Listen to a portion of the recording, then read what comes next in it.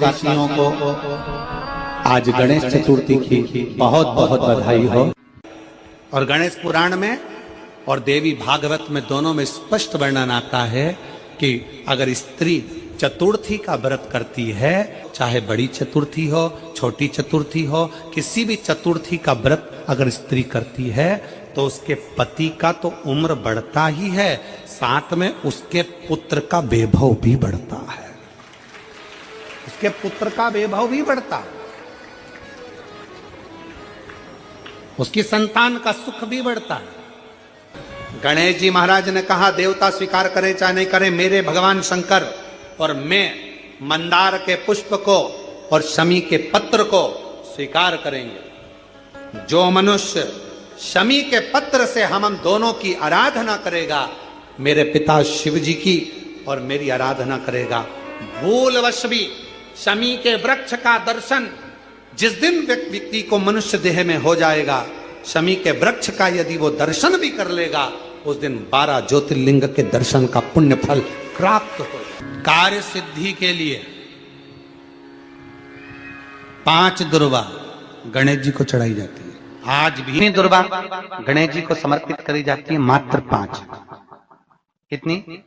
आज के जमाने में लोग गट्ठा बनाकर चढ़ा दें, वो अपनी जगह पर 5 दुर्वा पंचम इंद्रियों को वश में करने के लिए और भगवान के 5 जो स्वरूप हैं उनको अपने भीतर उतारने के लिए 5 दुर्वा। और दुर्वा में भी 3 गांठ। जब दुर्वा समर्पित करी जाती है तो उसमें नीचे दुर्वा की डंडी पर गांठ रहती है, 3 छोटी छोटी गांठें होना चाहिए। कितनी गांठ? जो भगवान को समर्पित करी जाए। जिस लड़के और लड़की का विवाह नहीं होता, जी की कथा करते हैं, आपको नहीं मालूम कि गणेश जी कब फ्री रहते हैं। हमने कहा गणेश जी फ्री रहने का केवल एक समय होता है, एक टाइम होता है, एक पल होता है, एक घड़ी होती है कि गणेश जी महाराज हमारे घर में आ गए। गणेश जी की सबसे पहली जो आरती हो, उस आरती के समय पर अगर धूप बत्ती जलाई जाए या गोबरी को जलाकर उसमें गूगल छोड़ी जाए और गूगल छोड़ने के बाद गणेश जी का नाम ध्रुम वर्ण कह दिया जाए, तो गणेश जी को तुम्हारे घर की पूजा स्वीकार करना पड़ती है। बस वो समय हम जानते, हम तो बस उतना जानते हैं कि शिव महापुराण में लिखा और मुद्गल पुराण में लिखा, गणेश पुराण में लिखा, गणेश जी का एक नाम होता है ध्रुम वर्ण। क्या नाम है?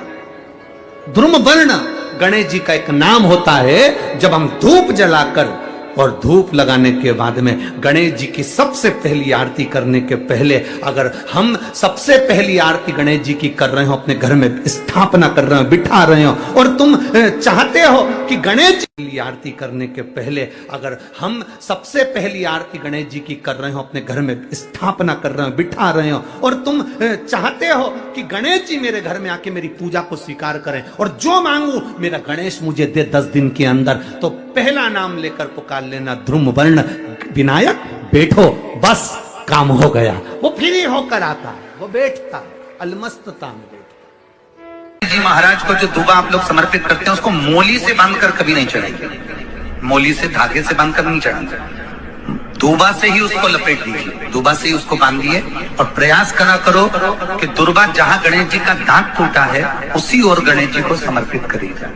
दुर्बा का क्रम है। मनोकामना प्राप्ति के लिए 21 दुर्बा, वंश वृद्धि के लिए 11 दुर्बा, कार्य सिद्धि के लिए 7 दुर्बा और अच्छे एग्जाम में पास होने के लिए 5 दुर्बा का प्रमाण शिव महापुराण में वर्णन है। भगवान गणेश जी मैया को प्रसन्न करने के लिए 8 रूप में धारण करते हैं। 8 रूप भगवान गणेश जी ने धारण किए। एक मयूरेश्वर गणेश, दूसरा सिद्धि विनायक, तीसरा बल्लालेश्वर, फिर वरद विनायक, फिर चिंतामणि, फिर गिरजात्मज, फिर भगवान गणेश विघ्नेश्वर अष्ट विनायक, फिर महागणपति। ऐसे गणेश जी के 8 नाम हुए। उस समय तिजोरी के अंदर जो गणेश की प्रतिमा रखी जाती है, किस नाम से रखी जाती है? तो तिजोरी में हम जो गणेश की प्रतिमा रखते हैं वो वरद विनायक के नाम से रखते हैं। कौन सा गणेश? वरद विनायक के नाम से तिजोरी में गणेश रखते हैं। मेरा भोलेनाथ आपको ना कभी दासी बनाना चाहता है, मेरा भोलेनाथ ना आपको कभी नौकर बनाना चाहता है, मेरा भोलेनाथ ना कभी आपको सेविका बनाना चाहता है। मेरा भोलेनाथ तो आपका हाथ पकड़कर इस संसार सागर से, भव सागर से उन्नति की ओर आगे बढ़ाना चाहता है। वो आपको डूबने नहीं देगा, वो आपको नष्ट नहीं होने देगा, वो आपको तकलीफ में नहीं आने देगा, वो आपको कष्ट की ओर नहीं जाने देगा। वो शिव तत्व है, वो शंकर, वो खड़ी के दाना मेरा वो शिव तत्व है। सुयशा, मैं तुम्हें दासी नहीं बना सकता, मैं तुम्हें सेविका नहीं बना सकता। तो सुयशा ने कहा फिर कोई सेवा मुझे दे दीजिए। शिव जी ने कहा सुयशा, तुम नंदी से विवाह कर लो, और नंदी से विवाह कर कर तुम नंदी की धर्म पत्नी बन जाओगी। और नंदी की अगर धर्म पत्नी तुम बन गई तो जिस जगह पर नंदी मेरे मंदिर के बाहर बैठा रहेगा,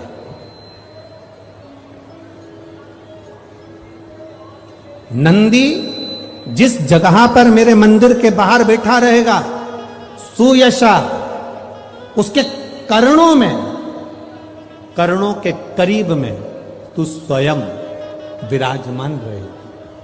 सुयशा, जब कोई नारी, जब कोई पुरुष, जब कोई बच्चा, जब कोई बुजुर्ग, जब कोई भी संसार सागर में रहने वाला मानव मेरे मंदिर में आएगा और नंदी के कान में कुछ कहकर जाएगा, तब तू उसको सुनकर मां पार्वती से कहेगी।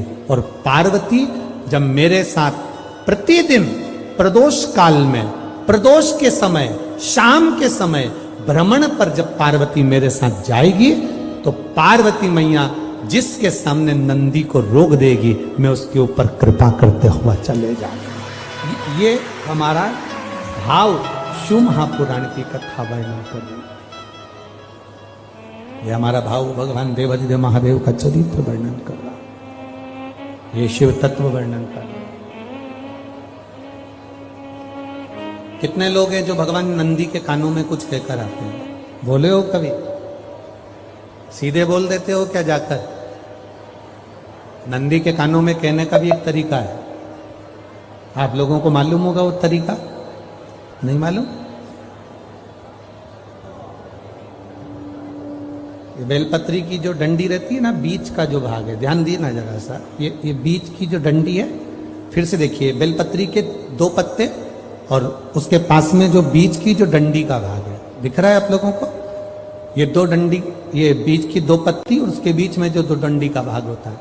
जब हम देवाधिदेव महादेव से कोई बात कहने वाले होते हैं ना कि बाबा बहुत दुखी हूं, बाबा बहुत तकलीफ चल रही है, बाबा मैंने एक कंपटीशन एग्जाम में परीक्षा दी है, बाबा मेरे जीवन में ये तकलीफ हो रही है, बाबा, तब इस बेलपत्री की जो ये डंडी होती है, इस उंगली से, इस अंगुष्ठ से इस डंडी को पकड़ा जाता है और बाबा के कर्ण में कहने से पहले ये हाथ को नंदी के ऊपर रखकर फिर हम बाबा के नंदी के कानों में कहते हैं और चलते समय इस बेलपत्र को अशोक सुंदरी की जगह पर चढ़ाकर वापिस सजाते हैं। देवाधिदेव महादेव को पार्वती की बात मानना ही पड़ती है और वो कहना ही पड़ता है। ये बेलपत्र की महत्व है। ये जितना फल एक बेलपत्र की पत्ती में, उतना की उतना फल हम आपसे फिर कहेंगे। कभी मौका मिल जाए जिंदगी में, कभी तुम्हारे जीवन में अगर मौका मिले और कहीं बेलपत्री का वृक्ष मिल जाए जिसकी छांव तुम्हारे ऊपर पड़ रही हो, तुम्हारे ऊपर अगर बेलपत्री की छांव पड़ रही हो, उसके नीचे बैठकर कभी मौका मिले, एक बेलपत्री का पत्ता मात्र रखकर आप शिव जी का नाम लेकर जल भी अगर समर्पित कर रहे हो ना, तो वो 12 ज्योतिर्लिंग को जल चढ़ाने के बराबर फल प्रदान कर। एक बेलपत्री का पत्ता, एक बेलपत्री का वृक्ष, एक बेलपत्री के वृक्ष की छांव हमारे जीवन को कृतार्थ कर देती है। धन बड़ा सुंदर भाव व्यक्त करता है। हमने पहले भी कथा में कहा, रायपुर की कथा में भी कहा और भाटापारा में भी कहा था, विषम परिस्थिति में किसी के हाथ जोड़ने से अच्छा है, किसी के पास जाकर बैठकर रोने से अच्छा है, देवादिदेव महादेव के मंदिर में एक लोटा जल धीरे धीरे एक बेलपत्री समर्पित कर कर, बेलपत्री की जो डंडी है बस शिवलिंग पर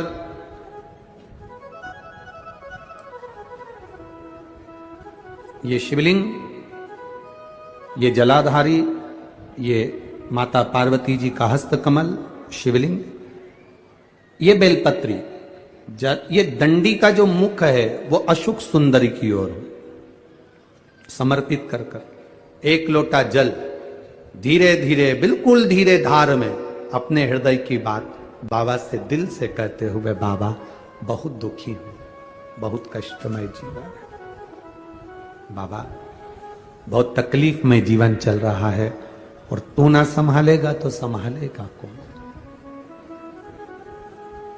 तुमेव माता च पिता तुमेव बंधु च सखा, सब कुछ तो तुमको मान लिया। जब से शिव महापुराण की कथा सुन रही हूं तब से मैंने किसी को नहीं, केवल आपको पिता माना है, आपको भाई माना है, आपको सखा माना है, आपको अपना माना, आपको दादा माना, आपको मैंने नाना माना। आप ही तो हैं जो संभाल सकते हैं। शिव बाबा से एक लोटा जल अगर समर्पित कर रहे हैं धीरे धीरे, कभी तुम्हारे चित्त में ऐसा आए कि मुझे बहुत टेंशन चल रहा है और मेरा जीवन ठीक नहीं चल रहा, हम कहेंगे, आज के जमाने में लोग हताश हो जाते हैं तो सोचते हैं कि सुसाइड कर लूं, मर जाऊं। हम उनसे इतना सा कहना चाहेंगे कि मरने का प्लान फिर बाद में कर लेना। हम तुमको मना नहीं करेंगे कि तुम मरने का प्लान मत बनाओ, तुम्हारा मन हो तुम बाद में प्लान बनाना। एक बार विचार कर लेना कि अभी नहीं मरूंगा, अभी मैंने कथा सुनी है और सुना है एक लोटे जल का महत्व क्या है। कर्जा हो गया ना चुक जाएगा, दुख आ गया ना कट जाएगा।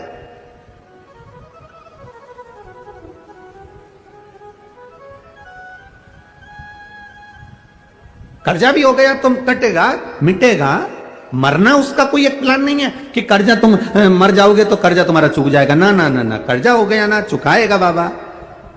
तुम्हारा विश्वास दृढ़ रखो, अपने भजन के बल को बढ़ाओ, शिव मंदिर में जाने का समय का आनंद पाओ, शंकर जी पे एक लोटा जल चढ़ाओ तो दिल से चढ़ाओ, राम नाम कृष्ण नाम शिव नाम जो जप रहे हो उसको दिल से जपो, भगवान की भक्ति दिल से करो।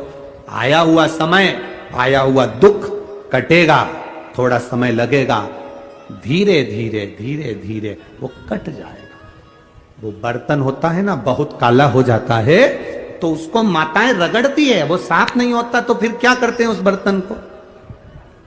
अगर बर्तन साफ नहीं हो ना तो फिर उसको क्या करते हैं, उसमें छाछ भर देती है, दही भर देती है, नींबू लगाकर छोड़ देती है, खट्टी चीज से वो साफ हो जाएगा। तो थोड़ा अगर समय लग रहा है और लगे कि तुमको कि ये ठीक नहीं हो रहा तो समझ लेना कि भगवान ने भी कोई छाछ भर दी होगी, भगवान सुन क्यों नहीं रहा, भगवान ने भी कोई दही भर दिया होगा, ये समर क्यों नहीं रहा, ये ठीक समय आ क्यों नहीं रहा। आएगा, थोड़ा बाबा पर भरोसा रखो, विश्वास रखो, सारी समस्या का हल एक लोटा आप बाबा को समर्पित करो। बोल बम का नारा है, बाबा एक। और पानी बहुत तेज आ रहा था, संत की कुटिया में आ गए। संत की कुटिया में जैसे चोर आए, आते सी चोर ने संत की कुटिया में आते सी संत ने पूछ लिया, कौन हो तुम, कौन हो? चोर ने कहा मैं चोर हूं, मेरे पास चोरी का सामान है।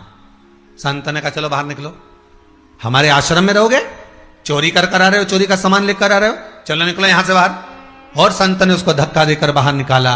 पानी बहुत तेज आ रहा था, उस जलवृष्टि में वो गीला हो रहा था, कांप रहा था, ठंड सी लग रही थी उसको, पानी में गीला हो रहा है, कांप रहा है, दांतोड़ी बज रही है, उसके दांतों में से आवाज आ रही है। संत अंदर आ गए, दरवाजा बंद कर लिया, अंदर आकर संत माला लेकर बैठ गए, साधु माला लेकर बैठ गए, तपस्वी माला लेकर बैठ गए, सन्यासी माला लेकर बैठ गए। इतने में आकाशवाणी हो गई और आकाशवाणी होकर कहा, अरे ओ संत, तुझे तो आज मालूम पड़ा कि ये चोर है, मुझे तो माता के गर्भ में था तब मालूम था कि ये चोर बनेगा।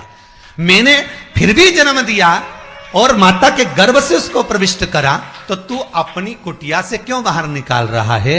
मुझे तो पहले से मालूम है, माता के गर्भ से बच्चे की जब नाल कटती है, बच्चा जब जन्म लेता है, माता के गर्भ से जब बालक जन्म लेता है, बालिका जब जन्म लेती है, माता के गर्भ से जब बच्चा जन्म लेता है, नाल कटते से उसका भाग्य लिख दिया जाता है कि ये क्या बनेगा, क्या करेगा, मृत्यु लोक में जाकर कितना इसको भजन करना है, कितना दान करना है, कितना पुण्य करना है, कितना सत्कर्म करना है, कितना नाम जाप करना है, कितना मंत्र जाप करना है, कितनी निंदा करना है, कितनी चुगली करना है, कितनी बुराई करना है, उसके लेख पर लिख दिया जाता है कि इसको इस समय पर इतनी बुराई करना ही पड़ेगी, इसको इस समय पर इतना भजन करना ही पड़ेगा।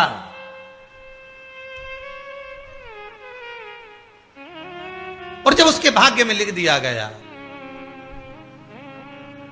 उसके भाग्य में जब लिखा गया, तो फिर उसको वो करना ही है, चाहे तुम कितने 7 ताले में बंद कर दो तो भी वो करे, तो भी करे। भगवान को मालूम था जन्म देने के पहले, भगवान जब गर्भ में रखा आपको, हमको, चाहे आप हो जितने आस्था चैनल पर कथा को श्रवण कर रहे हैं, जितने फेसबुक यूट्यूब पर कथा सुन रहे हैं, चाहे वो सुन रहे हो ना सुन रहे हो, चाहे वो कहीं बैठकर कथा का रसतत्व ग्रहण कर रहे हैं, उस परमात्मा को अपने जन्म के पहले मालूम था कि ये क्या करेगा, ये निंदा करेगा कि भजन करेगा, ये स्मरण करेगा कि भक्ति करेगा, ये भोजन करेगा कि भजन करेगा, ये व्यापार करेगा कि नौकरी करेगा, ये सब परमात्मा को मालूम। आपको नहीं, परमात्मा को सब मालूम।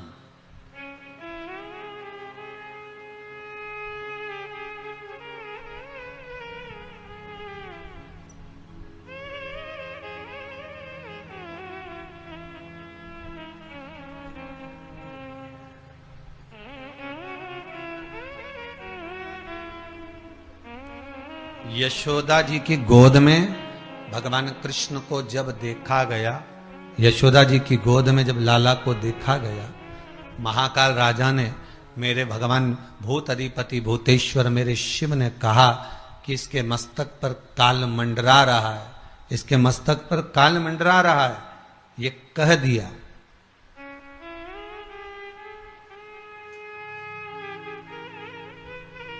तो भगवान कृष्ण मन में मुस्कुराते हुए यशोदा जी की गोद में विचार करते हैं कि बाबा कह रहे हैं कि इसके मस्तक पर काल मंडरा रहा है, पूतना इसको मारने आएगी, तृणावत इसको मारने आएगा, अगासुर बकासुर कंस ये सब इसको मारने आए, इसके मस्तिष्क पर काल मंडरा रहा है। ये भगवान शंकर जब लाला का दर्शन करने आए तब कह रहे हैं यशोदा रानी से कि इसके मस्तक पर काल मंडरा रहा है। और भगवान मन में विचार कर रहे हैं, भगवान कृष्ण मन में विचार कर रहे हैं माता यशोदा की गोद में कि जब स्वयं महाकाल ही पहले आ गया तो फिर ये काल क्या करेगा, फिर ये काल करेगा क्या? अकाल मृत्यु भो मरे जो काम करे चंडाल का, काल उसका क्या बिगाड़े जो भक्त हो महाकाल का। फिर काल उसका क्या बिगाड़ सकता?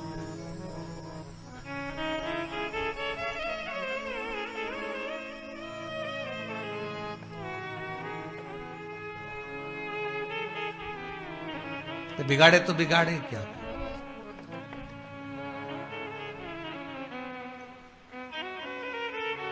क्योंकि उसकी चित्तवृत्ति में शिव, भगवान को मालूम है आप कितना भजन करेंगे, भगवान को मालूम है आप कितना स्मरण करेंगे, भगवान को मालूम है आप कितना मंत्र जाप जपेंगे, भगवान को मालूम है आप कितना नाम जाप जपेंगे, भगवान को मालूम है आप कितना कीर्तन करेंगे, भगवान को मालूम है आप कितना स्मरण करेंगे, भगवान को एक एक चीज का स्मरण है कि आपकी भक्ति कैसे होगी, आपका स्मरण कैसे होगा, आपका मंत्र जाप कैसे होगा, आपका नाम जाप कैसे होगा, आप कितना कीर्तन करेंगे, कितना मंत्र जाप करेंगे, कितना नाम जाप में डूबेंगे, ये परमात्मा को, ये शिव को मालूम है।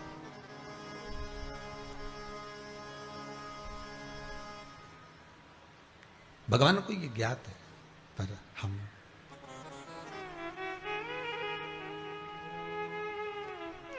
कितना सुंदर गीता जी में कहा है भगवान ने, कितना सुंदर भगवान गीता जी के भीतर कह रहे हैं, कितना सुंदर वर्णन कर रहे हैं कि आप कर्म करिए, फल की इच्छा न रखिए। आप तो केवल कर्म करो।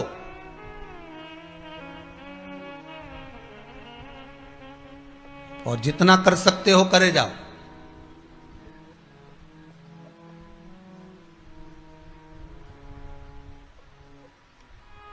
जिस पल, जिस घड़ी, जिस क्षण आपको लगे कि अब मैं कर्म करते करते हार गया, थक गया, अब मेरे बस का कुछ भी नहीं रहा, तब फिर विचार कर लेना। पर कर्म से पीछे मत हटना।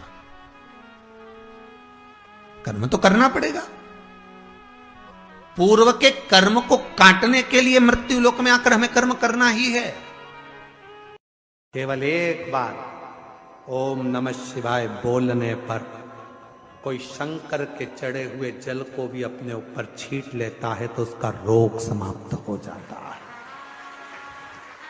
दूसरी बार, 2 बार नमः शिवाय बोलकर जो शंकर के जल को अपने ऊपर छींट लेता है उसकी जिंदगी सुधरना प्रारंभ हो जाती है।